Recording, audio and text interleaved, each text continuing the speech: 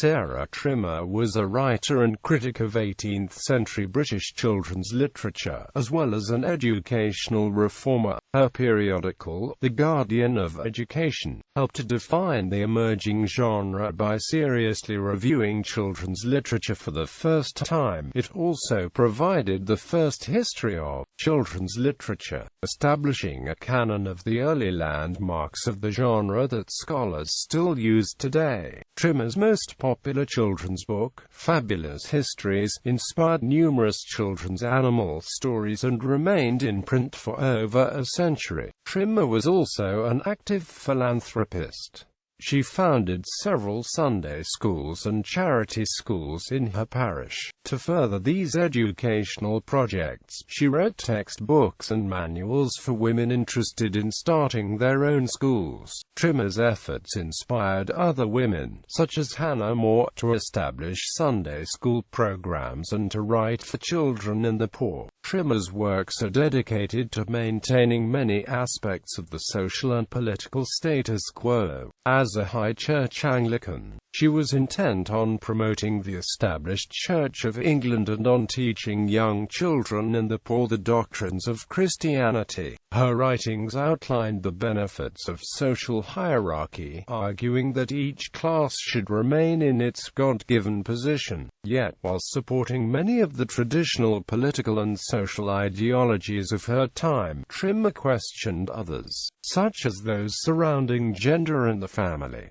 Early life. Sarah Trimmer was born on 6 January 1741 in Ipswich, England, to Joshua Kirby and Sarah. Her father was a noted artist and served as president of the Society of Artists of Great Britain. Trimmer had one younger brother, William. She was apparently the better writer, for she would sometimes compose his school essays for him. As a young girl, Trimmer attended Mrs. Justino's boarding school in Ipswich, an experience she always remembered fondly. In 1755, the family moved to London when her father, who had written several important works on perspective, became the tutor of perspective to the Prince of Wales. Because of her father's connections within the artistic community, Trimmer was able to meet the painters William Hogarth and Thomas Gainsborough, as well as the by then legendary writer and critic Samuel Johnson. She made a favorable impression on Johnson when she immediately produced her pocket copy of John Milton's Paradise Lost to help settle a dispute between her father and Johnson over a particular passage. Johnson, delighted that she admired Milton enough to carry his works with her at all times, subsequently invited her to his house and presented her with a volume of his famous periodical The Rambler. In 1759, at the urging of his former pupil the Prince of Wales, her father was made clerk of the works to the royal household at Kew Palace, and the family moved to Kew. There she met James Trimmer, whom she married on the 21st of September 1762. After the marriage, the couple moved to Old Brentford. Motherhood and philanthropy. Trimmer was close to her parents. After her marriage, she walked to visit her father every day, later accompanied by her eldest children. She and her husband had 12 children in all, 6 boys and 6 girls. Trimmer was responsible for her children's education, and it was the combination of her duties as a mother and a teacher that initially sparked her interest in education. Inspired by Robert Raikes, Trimmer also became active in the Sunday school movement, founding the first Sunday school for poor children in Old Brentford in 1786.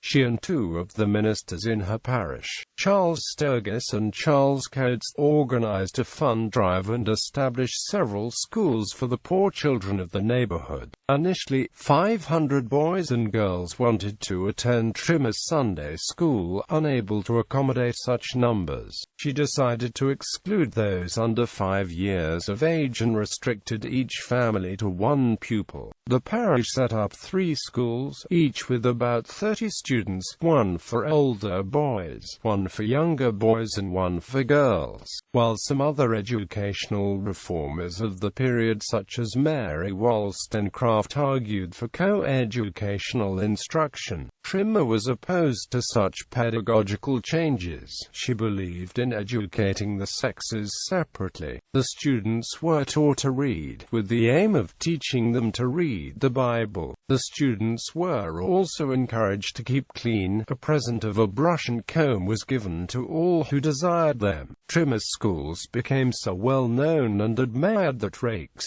Trimmer's initial inspiration, recommended those who needed assistance organizing a Sunday school to turn to Trimmer. Even Queen Charlotte asked Trimmer's advice on founding a Sunday school at Windsor. After her visit to the Queen, Trimmer was inspired to write The Economy of Charity, which describes how readers, specifically women, can establish Sunday schools in their own communities. However, her book accomplished much more than this.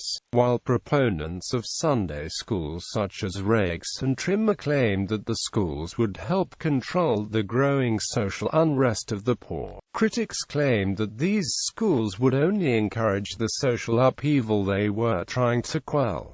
The Hon. John Byng, for example, issued the dire warning that not only would education teach them to read seditious pamphlets, books and publications against Christianity, but it would render them unfit for the laborious employment to which the rank in society had destined them. Trimmer agreed that the poor were destined by God to be poor, but would argue that her schools reinforced that divine social hierarchy. The Sunday school debate was waged in churches, in Parliament and in print. In publishing The Economy of Charity, Trimmer was entering this vigorous debate, as scholar Deborah Wills has argued, is actually informed by a highly politicized subtext which anticipates, subverts, and counters anti-Sunday school arguments, outlines a program through which the Sunday school, when properly administered, can serve as a means of instituting social control and intensifying hierarchy. Trimmer's carefully modest and unassuming text is thus revealed as a middle-class manifesto for the appropriation of social, political, and religious power in the name of moral instruction. For example, Trimmer contends that Sunday schools teach the pupils not merely to read the Bible but how to draw the proper theological and political conclusions from it. Furthermore, Trimmer argues that the responsibility for educating the poor rests on the shoulders of the middle class alone. By eliminating the aristocracy from an active role in her philanthropic programs, Trimmer ensures that those who actually regulate the Sunday school curriculum are those who will both embody and perpetuate bourgeois culture. As Wills points out, this distinguishes her from other philanthropists of the time such as Hannah More. Trimmer also founded and oversaw charity schools in her neighborhood. She directed promising students from her Sunday schools, which met only once a week, to these charity schools, which met several times a week. As she wrote in her journal, these schools seemed to her to afford a happy prospect of rescuing many poor children from vice and profligacy. While the Sunday schools were funded by subscription, that is, donations from people within the parish, the charity schools were largely funded by the Society for the Propagation of Christian Knowledge, which had funded the first charity schools around a century earlier. Trimmer criticized the rote learning that went on in traditional charity schools and tried to institute a more dynamic catechetical method in her own schools that would stimulate students to ask questions.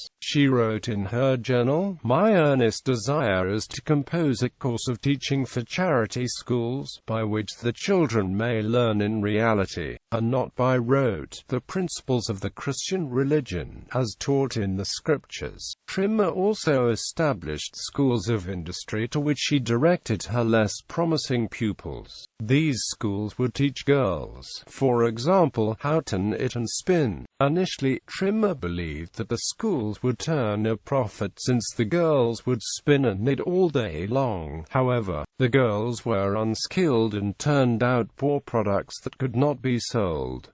Trimmer viewed this project as a failure. Wilfred Koich, a modern scholar of the 18th century, has criticized Trimmer's projects as naive and moralistic. No indication that Sarah Trimmer based her many efforts to instruct and improve the children of the poor on detailed social analysis, but it is apparent that she was deeply disturbed not only by the needs but also about the increasing pauperization of the country. Whether she understood that society was changing from a more feudal to a more modern bourgeois structure, in which many of the stabilizing old personal ties were removed and replaced by the cash nexus, is not clear. On the whole, she displays no interest in the social and economic causes of poverty. Instead, she offers a model of improvement which rests on a rigorous division of the working people and the poor into black and white, the deserving and the undeserving poor, the godly and the ungodly, the respectable and dutiful and the rebellious and undutiful, the idle and the industrious, that is, on an alternating identification of poverty with virtue and vice. Although Sunday schools such as the ones established by Trimmer have often been characterized by modern scholars as a repressive device used by the middle class to impose the morality on the lower classes, Thomas Lacker has argued that the poor embraced this opportunity to obtain literacy and disregarded many of the moral lessons forced upon them.